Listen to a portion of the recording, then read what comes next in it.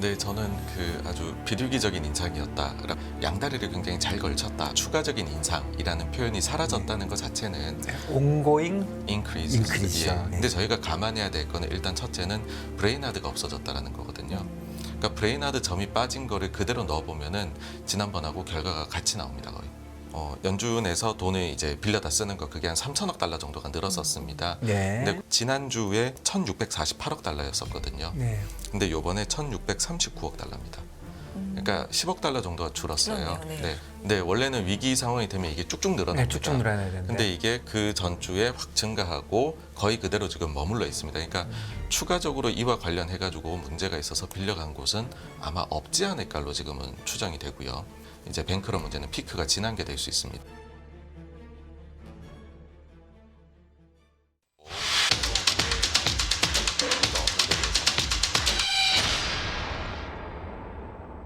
네, 86번가 정광훈 대표님 어서 오세요. 안녕하세요. 네, 안녕하십니까? 네. 네, 어제 오늘 뭐 좀 정신이 없었네요. 네. FMC, 특히 FMC를 어떻게 해석해야 되는지에 대해서 뭐 시장도 또 전문가들도 많이 헷갈리는 것 같은데 좀 설명 좀 해주시죠.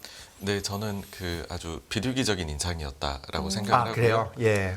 그리고 상당히 이제 어려운 회의였습니다, 사실. 네. 그러니까 어떤 걸 해도 소위 말해 욕을 먹을 수밖에 없는 네. 그런 회의였지만은 뭐 잘 결정을 하지 않았나. 근데 네.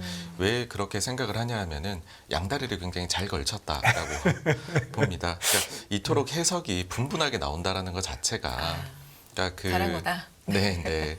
왜냐하면 어느 한쪽으로 가령 뭐 인플레 파이터로서의 모습을 보였다라고 하면 금융 안정을 원했던 사람이 불만족스러웠을 네. 것이고요. 반대의 경우도 마찬가지였을 거라고 생각을 합니다. 네. 그런 상황에서 어찌 보면 좀 자의적으로 서로가 해석할 수 있도록 네. 이렇게 판을 깔아놓은 것 자체가 상당히 이거는 성공적인 저는 결정이고 커뮤니케이션이었다. 그렇게 봅니다. 정리해보면 그렇군요. 많이들 들으셨겠지만 그러면 비둘기적인 면모를 짙게 좀 보였던 대표적인 멘트, 코멘트, 이야기 이런 게 어떤 게 있었고 또 약간은 매파적인 부분도 있었잖아요. 이런 걸 좀 네, 나눠서 네. 정리해 주시면 좋을 것 같아요. 네. 네, 맞습니다. 가장 비둘기적이었던 부분은 역시나 성명서에서 추가적인, 그러니까 사실 2월 FOMC 회의 때 사람들이 기대했던 거거든요. 그때 네. 당시에는 훨씬 노비시하게 봤다 네. 보니까 거기에서 이제 추가적인 인상이라는 표현이 사라졌다는 것 자체는 ongoing increase. increase죠. 예. 예. 그래서 성명서는 사실 성명서가 제일 중요합니다. 네. 그러니까 거기에서 표현이 바뀐 것 자체가 왜냐하면 작년에도 보시면은 이제 금리 인상의 폭을 조정해 나가기 시작을 할 때 네. 그때 지금까지의 누적적인 정책의 효과를 한번 네. 보고서 향후에는 네. 정책을 네. 결정하겠다 하고서 네. 내려왔거든요. 네. 네. 마찬가지로 이것도 그런 식으로 성명서에 나온 거는 강력한 표현이다라고 네. 생각을 하고요. 반대로 대표적으로 이제 매파적이다라고 하게 되면은 역시나 연내 인하는 네, 없다. 이거는 없다라는 네. 거를 그러니까 이 질문이 너무 많이 나와가지고서 계속해서 같은 말을 파월 의장이 좀 단호하게 이제 반복을 했던 것 같습니다. not base 시나리오 이렇게 얘기했죠. 네, 맞습니다. 예, not base 시나리오. 예. 그리고 좀 논란이 있을 만한 것은 제가 볼 때에는 경제 전망하고 점도표인 것 같아요. 예, 예. 그러니까 이걸 가지고서 해석에 좀 그런 부분이 다들 갈리시는 것 같은데 제가 볼 때는 요 요소는 뭐 아주 지금 상황에 맞도록 나온 것이다. 그러니까 어떤 이야기냐 하면은 이제 물가 같은 경우에요. 지난 12월보다도 경제 전망치가 살짝 올라갔습니다. 그 다음에 점도표도 내년께 살짝 올라갔죠. 한 단계가 올라갔거든요. 네. 그러니까 이걸 보면서 이것이 이 연준이 조금 매파적인 색채를 여기에서 보여주려고 했다라고 보실 수도 있는데 네. 근데 저희가 감안해야 될 거는 일단 첫째는 브레인하드가 없어졌다는 거거든요. 그러니까 브레인하드 점이 빠진 거를 그대로 넣어보면은 지난번하고 결과가 같이 나옵니다. 거의. 그러니까는 브레인하드의 점 하나가 가장 밑에, 그러니까 지금 이제는 브레인하드가 어디에 찍었는지 너무 명확히 나오거든요. 이게 제외된 게 명확히 나오고요. 그 다음에 또 하나는 어떤 게 있냐 하면은 사실 요 페이지는 거의 보지 않는 쪽인데 이제 경제 전망하고 요게 나왔을 때 자료가 뭐 20몇 장 됩니다. 네. 거의 끝부분에 나오는 것 중에 하나가 뭐가 있냐면 위원들이 네. 인플레이션 이런 거에 대해서 불확실성이 어느 정도라고 보는지 예. 그다음에 위험이 어느 정도라고 네, 보는지 예. 뭐 커져가고 있다, 밸런스드 예, 예, 됐다, 예. 줄어든다 여기에 대한 것도 투표를 하거든요. 네. 근데 거기에 대해서 이제까지는 계속 해가지고 절대 다수가 그러니까 지난 회의까지만 해도 19명 중에 17명이 리스크가 상방으로 되어 있다라고 했습니다. 네. 그 중에서 이제 2명의 반대 중에 1명은 브레인하드였을 걸로 추정이 되는데 다 드러나네요. 네. 근데 이번에는 18명 중에서 11명이 상방 위험이 있다라고 했고요.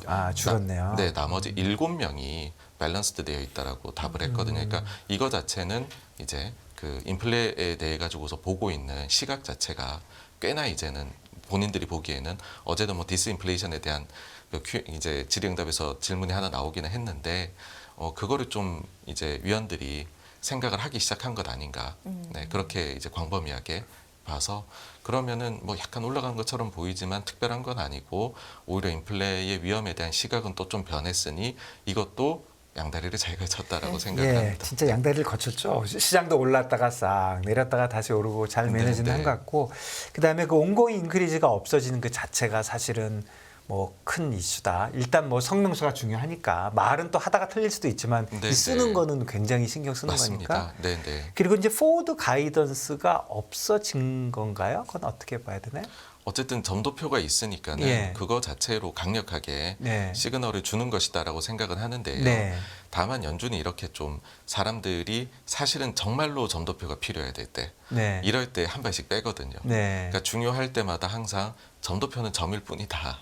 이번에도 원래는 모두 발언에서 그게 사라졌었는데 이번에 다시 들어온 것이 이게 이제 참고 자료일 뿐이지 그러니까는 이대로 가는 것이 아니다라는 걸 점도표 쪽에 살짝 코멘트를 붙여주거든요. 그러니까는 자기네는 이게 정책 방향을 딱 완벽하게 말해주는 게 점도표가 아니고 이건 좀 참고용 자료이다. 그거 안 썼다가 다시 썼다는 말이죠? 네, 지난번 회의에는 또 요 모두 발언에 없었습니다. 이게. 그래서 연준이 이제 살짝 빠져나가고 싶을 때에는 이 점도표는 그건 점일 뿐이야. 이렇게 얘기를 하는 경향이 있고요. 아니고 좀 강하게 좀 자신 있을 때에는 이건 우리의 의지야. 그걸 참고했으면 좋겠다라고 얘기를 하는데 어제는 또 이렇게 발을 살짝 빼더라고요. 그러면 포워드 가이던스가 없어졌다? 이렇게 얘기할 수는 없는 거죠? 네, 그렇습니다. 그리고 한 가지 더 저는 이제 주목해야 될 것은 연준이 결국은 그 지금의 뱅크런 사태를 어떻게 바라보고 있느냐. 그거죠. 네, 여기에 대한 부분인데 가장 걱정하는 것은 역시나 이로 인해 가지고서 대출 관련해서 크레딧 쪽에서 좀 문제가 생기는 그래서 뭐 소위 돈이 돌지를 못하는 거죠. 대출이 제때 나가야 되는데 기업이나 가게에 못 나가게 되면 그것이 경기를 굉장히 냉각시킬 위험.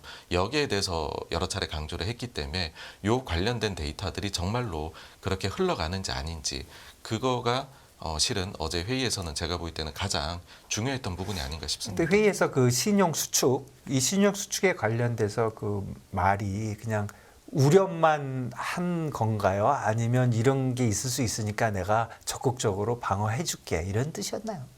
거기에 대한 효과를 아직까지 모른다였습니다. 모른다. 네. 그러니까 일부 위원들은 보니까는 거기에 대해서 상당히 걱정을 하고 있고 그러다 보니까는 멘트 중간에 그게 나왔죠. 이번에 심각하게 일심 퍼즈에 대해서 생각을 했느냐라고 하니까는 오래 썼다고 나왔지 않습니까? 근데 반대로 또 어떤 곳에서는 이게 일시적인 것일 뿐이고 그렇다라고 하면은 인플레 압력은 계속될 수도 있다. 근데 그거를 자기네는 지금은 모른다. 근데 신용 수축이 일어나면 우리가 잘해줄게 이런 얘기는 없었죠. 네, 그러니까 여기에 대해 가지고서 이제 면밀히 계속 이제 면밀히 보면서 이제 대응을 하겠다. 그렇습니다. 그 부분과 관련돼서 어제 사실 FOMC 회의만 보면 주식시장 반응이 조금 더 좋을 수 있었는데 옐런 장관의 발언으로 인해서 조금 더 술렁이는 감이 뭐 옐런이 저는 영향 준 것 같은데요. 그러니까 그 사실 그 전날에 올랐습니다. 그 전날에 올랐을 때는 옐런 장관이 나와가지고서 이제 마치 예금자 보를 다 해줄 것처럼 얘기를 했다가 이제 그 FOMC 회의가 있는 날에는 또 안 그럴 것처럼 이야기를 했다가 그러다 보니 간밤에도 주식시장이 이렇게 올라가다가 쭉 내려갔다 다시 반등하고 끝났지 않습니까? 근데 그 내려가던 그 저점의 시간이 언제냐면은 옐런 장관이 이제 또 나가서 이야기할 시간이었거든요. 우리 시간 새벽 4시. 근데 그때에 만약에 if warranted 그러니까 그 보장만 된다라고 하면은 그게 뭔 말이에요? 그러니까 이게 불확실하다는 거죠. 그러니까 이게 예금자 보호를 확대를 해주겠다는 건지. if 뭐가 warranted 되면 나 그 무슨 말인지 모르겠어요. 여기에 대해서 또 추가적으로 이제 또 많이들 물어보실 것 예, 같습니다. 예, 예. 그러니까 제가 생각할 때에는 네. 일단은 여기에서 잘 사태가 마무리되어 간다라고 하면 추가 조치는 안 하고 싶다인 것 같아요.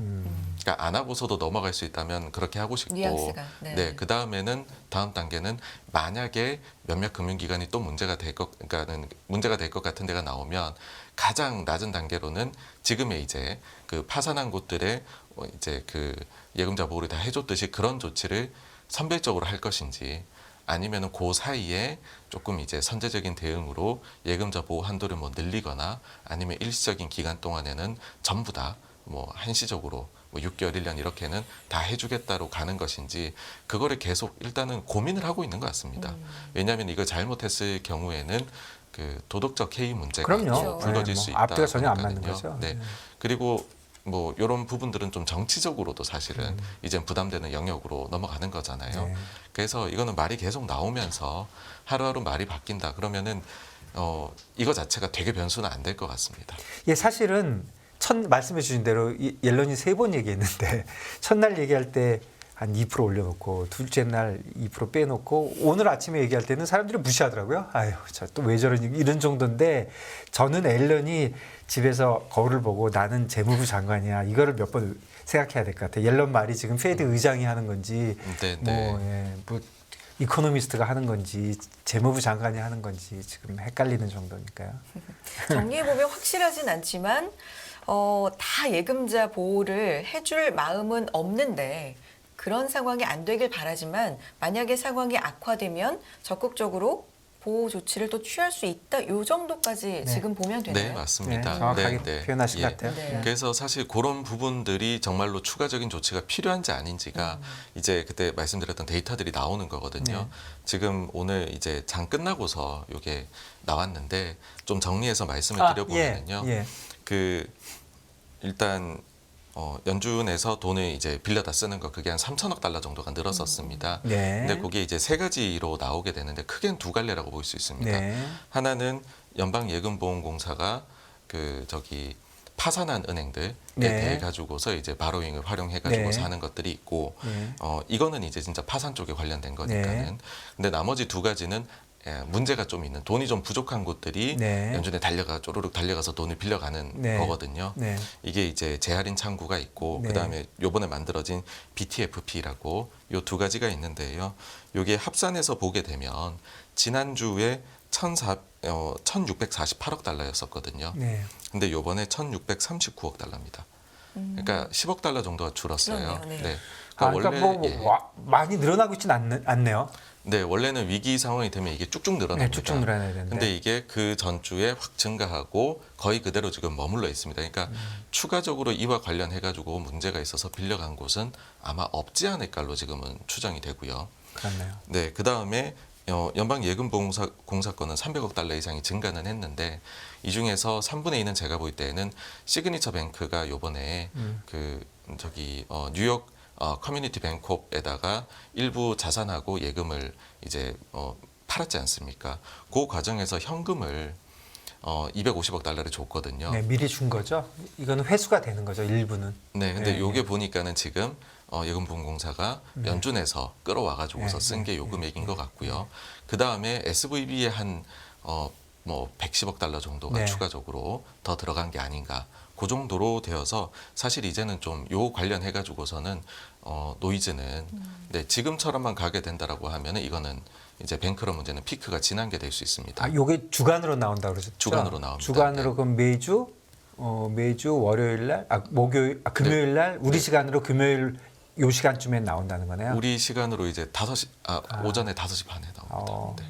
잘 됐네요. 이 시간에 항상 나오시잖아요. 네, 네. 당분간은 아마 한다는 이 말씀을 드리지 않을까. 1분 업데이트로 네, 네. 따로 안 찾아봐도 네. 우리 정 대표님이 항상 알려주는 걸로. 그리고 또 여기에 이제 그 스위스 중앙은행 뭐 이제 수합이 얼마나 됐을까, 네. 통화 네. 수합이 이런 것도 오늘 나오게 되는데요. 그거 몇 시에 나와요?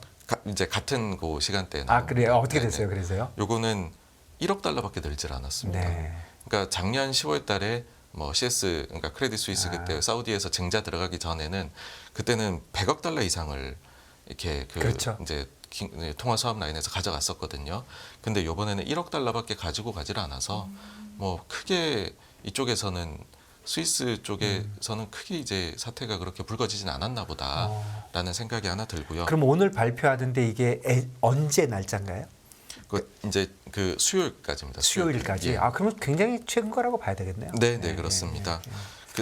근데 다만 이제 아직까지 안심하긴 이르다라고 하는 것은 그 피마라고 해가지고 연준하고 상시 수합 라인이 통화 수합 라인이 개설되지 않은 한국 같은 나라들 있잖아요. 네. 이런 나라들이 가지고 있는 그 이제 미국 국채를 담보로 연준에 가가지고서 달러를 빌려오는 게 있습니다. 네. 그러니까 일종의 통화 수합이라고도 할 수 있는데 그 통화 수합은 마이너스 통장이라면 이건 리포? 이거는 예. 맞습니다. 담보물이 예. 있어야 됩니다. 담보물. 예. 근데 요게 좀 늘어났습니다. 600억 달러. 그래서 해외 어느 국가는 지금 외환 시장에서 뭐 선제적인 조치일 수도 있긴 하지만은 자금이 조금 필요했던 것 같다. 이고요. 요것도 그래서 늘어나는지 줄어나는지 봐야 되는데 예. 과거 위기 상황 때를 말씀드리면은요.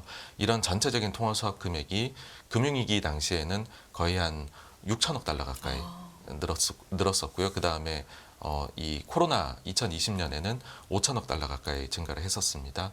그래서 아직까지는 뭐 600억 달러 정도면은 사실 상당히 제한적이기는 합니다. 근데 이게 만약에 쭉쭉 늘어난다라고 하면 문제가 될 거고요.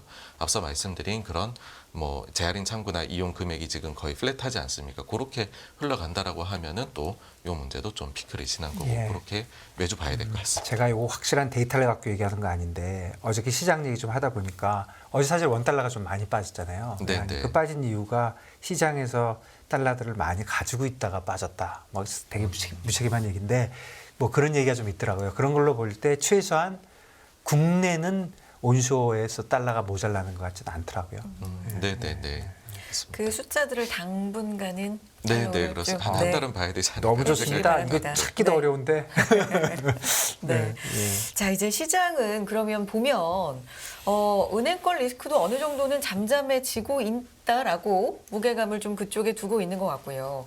금리 쪽을 봐도 인플레이션보다는 이번에는 또 신용 리스크 이쪽에 네, 좀 더 네. 봤던 것 같고요. 앞으로는 뭘 봐야 됩니까? 그러면 어떤 걸 좀 따라가 볼까요? 네, 그래서 뭐 요런 이제 지금 말씀드리는 네. 데이터들 하고요. 네. 그 다음에 또 하나는 실적 시즌이 이제 또 1분기가 네. 나오게 되는데 네. 여기에서 정말로 기업들이 향후에 대한 이제 전망치가 그러니까 지금 올해 하고 내년도에 대한 이익 추정치가 횡보를 하고 있거든요. 10% 이상 꼭지에서 내려온 이후로 조정이 된 이후로는 횡보를 하고 있습니다.